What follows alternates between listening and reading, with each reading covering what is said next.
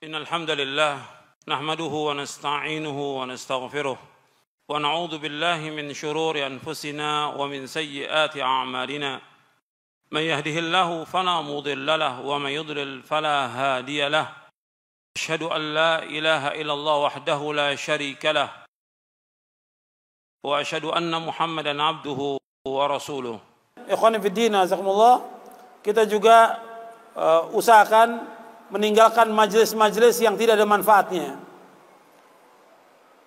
Ya, apakah itu telepon, SMS, ngobrol, majelis, atau apa saja, pekerjaan yang tidak manfaat tinggalkan. Kita harus tinggalkan semuanya. Bab Nabi bersabda, "Min husni islamil mar'i tarkuhu ma la ya'ni." Kebaikan Islam seorang meninggalkan apa yang tidak bermanfaat. Jadi majelis yang enggak bermanfaat tinggalkan.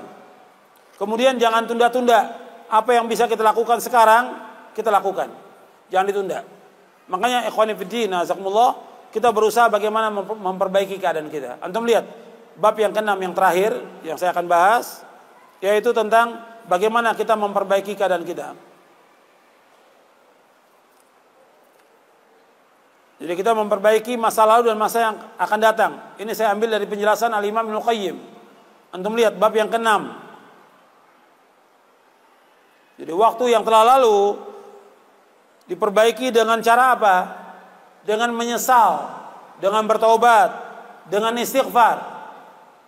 Saya ulangi, waktu kita diberikan oleh Allah, kata para ulama, cuma 3 hari atau 3 waktu. Waktu yang lalu, yang sekarang akan datang. Waktu yang lalu, kita ini semua sama. Waktu yang lalu, saya, antum, kemudian para penguasa, para raja, orang kaya, pejabat, sama semuanya. Semuanya sama. Waktu yang lalu kita sudah banyak berbuat dosa dan maksiat. Saya dan antum sama. Waktu yang lalu itu banyak kita sia-siakan waktu kita dengan perbuatan yang dosa, perbuatan maksiat, perbuatan yang tidak disukai oleh Allah. Nah sekarang bagaimana? Kita introspeksi, kita taubat kepada Allah, minta ampun kepada Allah. Kita menyesali semuanya. Kemudian yang kedua, waktu yang akan datang. Yang akan datang diperbaiki dengan mencegah diri perbuatan dosa. Itu yang akan datang.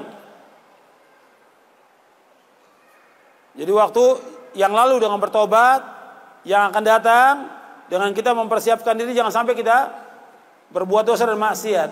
Tapi yang akan datang belum tentu kita dapat. Yang akan datang, yang besok belum tentu kita hidup. Maka yang paling penting sekarang waktu yang sekapan? Yang sekarang ini, yang hari ini kita kerjakan. Itu yang manfaat. Kita perbaiki dengan melakukan amal soleh. Tinggal kita atur waktu kita. Jadi antum berusaha hari-hari ini melakukan bekal. Antum atur. Antum bikin jadwal sendiri.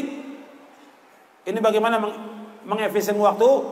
Antum jadwal dari mulai subuh antum bangun atau sebelum subuh. Antum bangun jam 3 atau jam 4, atur.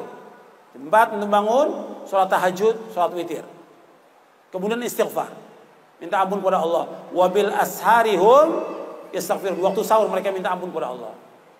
Kemudian sholat subuh berjamaah. Karena laki-laki wajib sholat berjamaah di masjid. Kemudian zikir pada subuh. Zikir pada sholat. Kemudian zikir pagi. Kalau bisa kita ada waktu lagi sampai syuruk. Kalau nggak bisa, pulang baca Quran sedikit. Berapa ayat baca Quran? Kita harus punya target. Kita menghatamkan Quran dalam sepekan 30 juz. Atau 2 pekan. Atau sebulan. Pokoknya target kita sebulan hatam. Berarti 1 hari berapa juz? 1 juz. Ada target kita. Pagi berapa lembar, siang berapa lembar, atau sore atau malam berapa lembar. Ada target. Kemudian setelah itu kita waktu makan, waktu mandi, kemudian kerja atau dagang atau sebagai penuntut ilmu, antum masuk ke sekolah, kelas. Itu apa yang kita baca? Yang di rumah ibu-ibu, apalagi setelah suaminya makan, sarapan, pergi, anak sekolah pergi, apa yang dilakukan di rumah? Ada buku yang bisa dibaca, ada bisa baca Al-Quran. Tinggal atur waktu.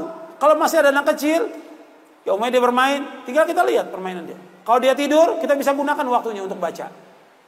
Baca bisa semuanya. Semua orang bisa, tergantung bisa ngatur waktu atau tidak. Jadi waktu pagi apa yang dikerjakan, waktu siang apa yang dikerjakan. Ketika kita masuk kelas, guru nggak ada, apa yang kita baca. Ketika menunggu ustadz, apa yang kita baca. Ketika menunggu pekerjaan, apa yang kita baca. Ketika kita di bis, menunggu kereta, apa yang kita baca. Zikir apa yang kita lakukan, zikir kepada Allah SWT. Waktu itu bisa kita atur. Kita yang ngatur waktu itu. Kemudian siang apa yang kita lakukan. Kemudian sore setelah sholat asar kita zikir pada sholat. Kemudian zikir sore kita baca. Kemudian kita murajaah sedikit bacaan Quran kita. Pun apa lagi yang bisa kita lakukan? Bantu istri, bantu orang tua. Apa lagi yang bisa kita lakukan? Pada maghrib baca Quran sampai isya. Jangan nyalakan HP sudah. Matikan semua HP itu. Maghrib sampai isya baca. Antum baca, istri antum baca, anak antum baca. Kemudian makan sama-sama, jangan masing-masing, makan sama-sama. Dengan istri dengan anak harus kumpul sama-sama. Kemudian pada isya apa yang kita lakukan lagi? Terus sampai menjelang tidur, zikir apa yang kita baca menjelang tidur. Jadi ada target kita. Sehari berapa buku yang kita baca, atau sehari berapa lembar yang kita baca. Quran juga. Jadi tinggal kita bikin jadwal untuk kita. Orang lain nggak perlu tahu. Kalau itu kita gunakan, insya Allah kita sukses. Dan banyak yang bisa kita lakukan. Begitu juga amal-amal soleh yang kita bisa lakukan setiap hari, setiap pekan, apa yang kita lakukan. Dan jangan tinggalkan untuk selalu mengerjakan sholat pada waktunya dengan berjamaah. Itu perhatikan itu. Jangan lupakan zikir pagi dan sore dan zikir-zikir yang umum. Jangan lupakan juga untuk berbuat baik pada orang tua. Ingat itu. Setiap hari mesti ketemu dengan orang tua. Kalau orang tua kita jauh, kita telepon. Setiap pekan datangi orang tua. Kalau jauh juga luar kota, usahakan setiap 2 pekan atau sebulan sekali datangi orang tua. Berbuat baik. Karena itu jalan menuju surga. Berbuat baik orang tua. Perhatikan, seorang istri dia wajib taat kepada suaminya. Apa yang dia harus lakukan untuk menyenangkan suaminya? Mengurus anaknya wajib. Tapi nggak boleh ditinggalkan untuk ngaji, nuntut ilmu, tinggal diatur waktunya. Insya Allah kalau antum gunakan waktu itu sebaik-baiknya akan sukses. Tapi yang harus antum ingat, jauhkan perbuatan dosa dan maksiat. Jangan berbuat dosa maksiat. Dan jangan menunda-nunda pekerjaan. Jangan berbuat dosa maksiat dan jangan menunda pekerjaan. Yang bisa kita kerjakan sekarang kerjakan, jangan ditunda. Dan juga jangan sekali-kali bawa pekerjaan kantor ke rumah, jangan. Yang apa yang di kantor kerjakan di kantor, selesaikan semua di kantor, jangan dibawa ke rumah. Karena di rumah ada pekerjaan yang wajib kita kerjakan. Untuk istri kita, anak kita, dan untuk kita juga. Kerjaan yang harus kita lakukan. Coba antum atur, antum merubah, ini untuk semuanya. Termasuk juga para penuntut ilmu, bukan hanya orang awam. Antum penuntut ilmu, para dai, para ustadz, banyak para ustadz juga nggak bisa ngatur waktunya. Sehingga habis waktunya bertahun-tahun cuma ngomong aja, ceramah aja di mana-mana, nunggu panggilan, nggak boleh.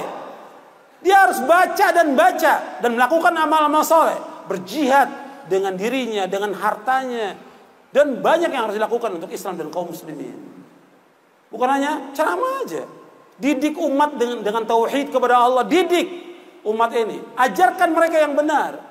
Bukan sekedar gimana panggilan orang ceramah, Ustadz nanti ngisinya ini. Kok mau diatur sama orang kaya demikian? Suruh ngisi ini mau? Jangan. Antum isi tauhid kepada mereka. Isi mereka tentang akidah yang benar, pemahaman yang benar sampai mereka paham. Jelaskan mereka pasti akan mati dan kembali kepada Allah yang ditanya pertama kali tentang tauhid oleh Allah Taala. Ingatkan mereka. Dan kita semua pasti akan kembali.